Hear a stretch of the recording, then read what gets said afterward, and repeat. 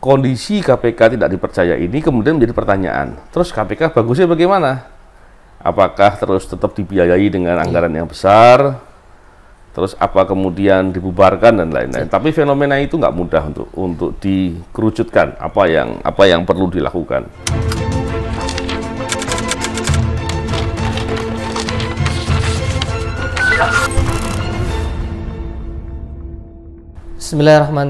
Bismillahirrahmanirrahim. Assalamualaikum warahmatullahi wabarakatuh. Salam integritas anti korupsi. Selamat sore Bapak Novel Baswedan. Sore. Gimana Pak kabar hari ini Pak? Alhamdulillah sehat, baik. Hari ini kita mendapati berita nih Pak yang cukup mencengangkan Pak. Iya. Ini ada berita dari Detik News, usulan KPK dibubarkan sebab kalah di survei dibandingkan kejaksaan Pak. Ya. Justru sekarang posisinya kejaksaan yang tinggi Pak daripada kepada KPK. Itu gimana Pak tanggapannya? Bukan cuma kejaksaan, semua lembaga penegak hukum. Jadi ada polisi, ada peradilan, ada kejaksaan. Dan posisi KPK dari survei itu paling bawah. Betul. Ini baru pertama kali ya. Iya. Dulu selalu paling dipercaya. Jadi gini ya, kalau kita lihat pembentukan KPK itu tentunya kita paham bahwa mendasari dari agenda reformasi, terus adanya TAP MPR, dan kemudian dibuatlah dengan Undang-Undang Nomor 30 Tahun 2002. Dalam konsideran itu dikatakan bahwa kurang lebih ya, saya lupa detailnya, cuman kurang lebih dikatakan karena penegak hukum dianggap kurang efektif dan efisien dalam upaya untuk penegakan hukum terkait dengan upaya memberantas tindak pidana korupsi, maka perlu adanya KPK. Ini yang kemudian kita bisa lihat dalam prakteknya KPK banyak melakukan hal yang cukup efektif dan bagus, bahkan dipercaya oleh banyak negara.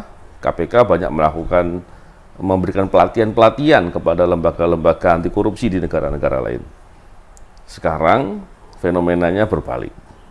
KPK justru malah dari hasil survei paling bawah, paling tidak dipercaya oleh masyarakat. Ini yang kacau. Dan memang kalau kita baca dalam Undang-Undang Nomor 19 Tahun 2019, perubahan dari Undang-Undang Nomor 30 Tahun 2002, itu posisi KPK sendiri tidak dianggap sebagai lembaga yang terpenting atau lembaga yang yang bisa mengkoordinir lah untuk upaya memberantas korupsi, tapi dianggap setara dengan lembaga penegak hukum lain. Dan kesetaraan ini disebut dalam konsideran juga dalam Undang-Undang Nomor 19 Tahun 2019. Jadi memang kalau dilihat memang keinginan politiknya pun demikian. Jadi keinginan politiknya sudah memposisikan KPK dianggap sebagai lembaga penegak hukum yang sama dengan lembaga penegak hukum lain. Tidak terus menjadi trigger mekanisme untuk mendorong agar lembaga penegak hukum lain bisa bekerja efektif atau mendorong menjadi lebih baik. Tapi dianggap sama. Ini yang perubahan yang dalam undang-undang ya. Dan tentunya kalau kita lihat dulu ya, sebelum perubahan undang-undang itu banyak juga dari orang-orang dari politisi lah ya, dan orang-orang lain, bahkan orang-orang yang terindikasi berhubungan dekat dengan para koruptor, itu mereka selalu mewacanakan agar KPK dibubarkan. Tapi yang lucunya setelah undang-undang KPK diubah dan KPK diposisikan menjadi sama seperti lembaga penegak hukum lain, itu justru nggak pernah lagi diwacanakan untuk dibubarkan atau dikritik oleh mereka, nggak pernah lagi, bahkan dipuji. Ini kan aneh ya. Jadi KPK yang tadinya bekerja efektif dikritik bahkan didorong-dorong untuk dibubarkan, setelah kemudian dalam perubahan undang-undang KPK-nya diposisikan yang setara dengan lembaga penegak hukum lain. Bahkan hasil surveinya posisinya paling tidak dipercaya di tengah masyarakat. Tentunya ini menyedihkan sekali. Kita tentunya berharap upaya memberantas korupsi itu bisa berjalan dengan efektif sehingga orang takut berbuat korupsi. Kalaupun masih berani berbuat, ya segera bisa tertangkap dan uang hasil korupsi dikembalikan ke negara. Idealnya kan begitu. Tapi kondisi itulah yang kemudian membuat kita semua tentunya prihatin ya dengan kondisi itu. Lalu pertanyaannya, apa yang membuat tidak dipercaya? Iya. Kalau bicara terkait dengan apa yang membuat KPK tidak dipercaya, tentunya ada dua hal ya. Kalau pandangan saya, yang pertama kinerja. Kita bisa lihat praktis sejak tahun 2021 awal atau tahun lalu ya, itu KPK tidak pernah lagi mengungkap kasus-kasus besar. Kasus-kasusnya sekedarnya saja. Bahkan paling tinggi seingat saya di level bupati barangkali ya. Bahkan OTT oleh pimpinan KPK di beberapa kesempatan dikatakan ya jangan OTT lah, OTT sering-sering itu untuk apa gitu. Kalau OTT atau menindak saja dianggap sebagai masalah, tadinya saya mengira pimpinan KPK itu akan fokus di pencegahan. Ternyata pencegahan juga nggak terlalu banyak juga gitu kan. Nah ini yang kemudian membuat orang mungkin semakin lama semakin prihatin. Dan yang lebih parah lagi adalah beberapa kasus yang diungkap ternyata melibatkan oknum dari penyidik KPK yang bermain perkara. Kita bisa lihat kasus Robin ya, dan kawan-kawan. Kita bisa lihat lagi beberapa pimpinan KPK terlibat di pelanggaran-pelanggaran kode etik yang patut diduga sebagai suatu perbuatan koruptif. Kalau yang sudah ketahuan aja koruptif, artinya masih banyak dong yang belum ketahuan. Iya. Logikanya begitu. Mungkin hal itu semua yang membuat semakin lama orang semakin tidak percaya dengan KPK.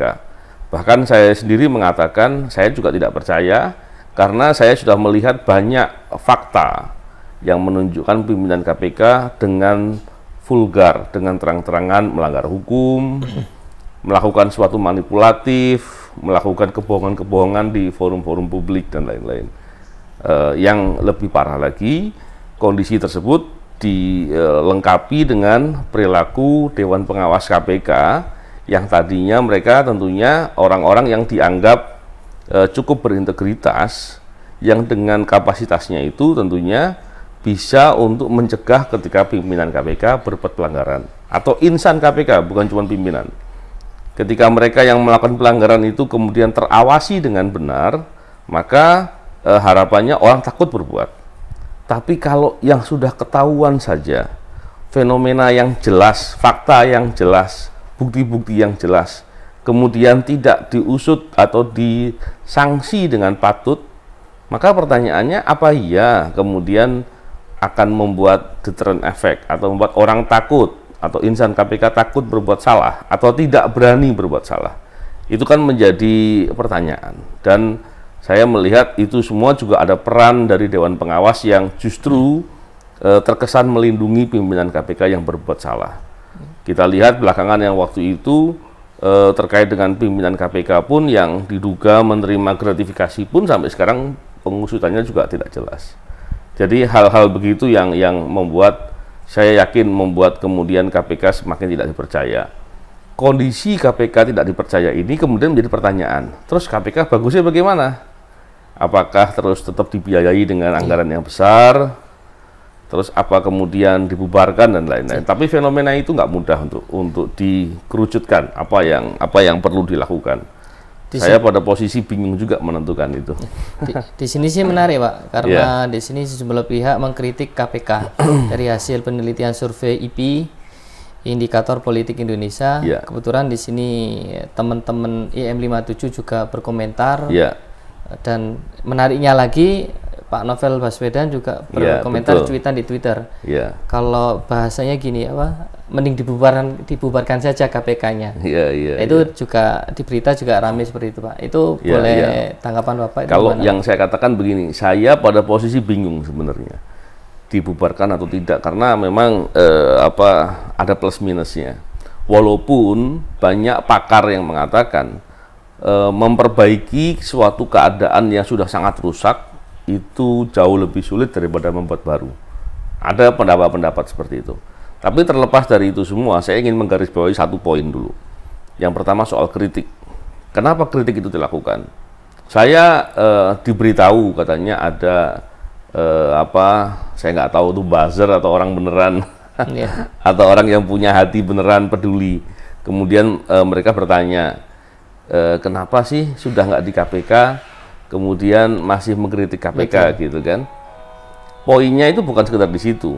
Saya ingin menyampaikan satu poin penting ya, bahwa poinnya soal kritik tadi. Saya mendengar ada orang, saya nggak tahu apakah dia buzzer atau orang yang betul-betul punya hati dan menyampaikan pandangannya. Kenapa sih sudah nggak di KPK tetap melakukan kritik? Saya ingin katakan bahwa keberadaan kami, saya dan kawan-kawan yang disingkirkan dengan alasan TWK itu alasan, bukan proses yang benar. Dan itu sudah jelas diterangkan oleh beberapa lembaga negara. Terkait dengan itu, kami itu disingkirkan karena kami bekerja benar, kami bekerja baik. Dan penyingkiran itu tentu saya yakin selaras dengan kemauan orang pimpinan dan orang-orang tertentu yang justru sekarang membuat KPK menjadi lemah, menjadi tidak dipercaya. Saya yakin itu mereka berselaras dengan itu. Ketika kami kemudian disingkirkan dengan cara-cara yang melawan hukum, manipulatif, dan lain-lain, tapi ternyata KPK-nya justru malah tidak bekerja benar, kami kecewanya itu double gitu ya.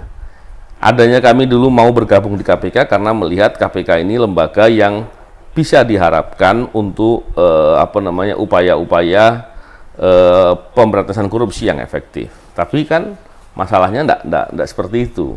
Justru ketika KPK-nya dibuat sedemikian rupa dan tidak bisa bekerja benar, maka itu masalah. Dan itu membuat kami prihatinnya itu double, disingkirkan tidak kemudian bekerja benar. Yang kedua, KPK-nya justru kemudian dibuat sedemikian rupa seperti itu. Jadi itu terkait dengan masalah tadi, kenapa kok tetap mengkritik? Kalau tidak dikritik, terus mau diapain? Mau dibiarin atau mau dipuji? Oh ya, kita memuji Firly dan kawan-kawan yang telah merusak KPK, yang telah membuat KPK tidak bisa bekerja dengan efektif, yang merusak, mengubah value-value KPK sehingga value-value baiknya hilang dan membuat pegawai KPK-nya takut untuk menyampaikan pendapat yang benar dan lain-lain. Apakah seperti itu? Kan tidak demikian gitu ya. Jadi kritik yang terkait dengan KPK itu adalah bentuk kepedulian bahwa upaya memberantas korupsi tetap harus didukung. Kalau terus kemudian dibiarkan, maka itu rusak. Jadi terlepas dari itu semua, memang fenomenanya luas ya. Terus terkait dengan itu, sikapnya seperti apa?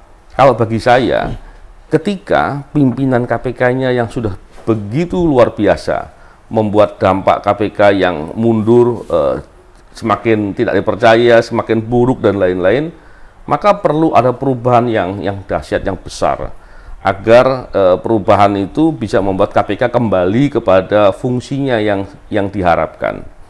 Tentu harapan kita semua seperti itu.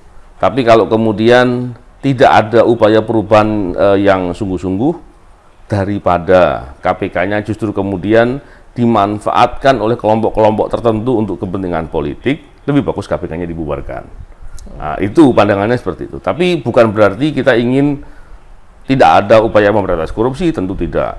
Tapi kalau kemudian ingin memperbaiki KPK, perubahannya memang harus ekstrim gitu. Jadi perundang-undangannya harus dilihat lagi, yang berubah kemarin ya. Pimpinannya mesti harus dicari orang-orang yang betul-betul cinta kepada negaranya gitu ya. Bukan orang yang kemudian mau mengkhianati wewenang dan amanah yang diemban. Tentu itu masalah serius. Dan setelah itu sistemnya yang dirubah-rubah, yang kemudian menjadi lebih tidak efektif untuk bisa bekerja, value-value positif yang selama ini menjadi nilai-nilai penting untuk bisa menjalankan tugas dengan berintegritas, profesional, dan bertanggung jawab, itu menjadi penting untuk tetap dikembalikan lagi kepada nilai atau value-value yang baik. Dan itu semua bukan pekerjaan yang mudah, dan kalau itu tidak diambil, maka lebih bagus KPK-nya dibubarkan. Itu alasan mendasar Bapak cuitan di Twitter itu, Pak. Kebetulan diangkat oleh media berita nasional itu. Iya. Dan apa ya, intinya sih kita bicara di channel YouTube Novel Baswedan itu kita peduli kepada KPK. Betul, Pak, ya? Betul. Jadi sekali lagi saya ingin garis bawahi, bukan sekedar ingin atau iseng mengkritik, tidak. Ini suatu kepentingan yang besar. Kalau saya sering menyampaikan dalam channel ini bahwa pemberantasan korupsi itu isu penting. Isu penting itu apa? Untuk pembangunan itu bisa berjalan. Agenda-agenda pemerintah itu bisa berlangsung efektif sesuai dengan tujuan. Dan upaya negara untuk mencapai tujuan negara bisa berlangsung dan bisa tercapai dengan langkah-langkah yang benar. Nah, ini semua kan menjadi penting. Tapi kalau korupsinya di mana-mana, maka itu nggak mungkin. Tidak mungkin pemerintahan bisa bekerja benar, upaya untuk mensejahterakan masyarakat bisa tercapai, tidak mungkin semua. Nah, itu semua, maka upaya kita untuk terus kritis, untuk terus mendesak semua pihak agar mau memperbaiki masalah-masalah itu semua, itu menjadi penting. Bukan berarti hanya orang-orang tertentu, tentunya semuanya. Yang menjadi pertanyaan adalah orang-orang yang selalu marah dan kemudian menghendaki agar tidak boleh ada kritik, tidak boleh ada upaya untuk mempertanyakan atau mengkritik KPK yang bekerja tidak benar. Ya, itu dia maksudnya apa? Apakah dia maksudnya agar koruptornya semakin nyaman, semakin tenang gitu ya? Tentu aneh ya, itu aneh. Ya, mungkin cukup itu Pak yang saya tanyakan. Kebetulan di media lagi rame, ya, kita tabayun langsung karena di cuitan kan hanya tulisan Pak. Betul. Kalau gini enak statement Bapak jelas. Bisa dimengerti oleh teman-teman. Terima kasih Pak. Habis ini kita akan bahas lagi tentang tentunya kepedulian kita tentang KPK. Betul. Pak, dan ada berita lagi yang lewat Pak. Terima kasih penjelasannya Pak. Salam integritas anti korupsi.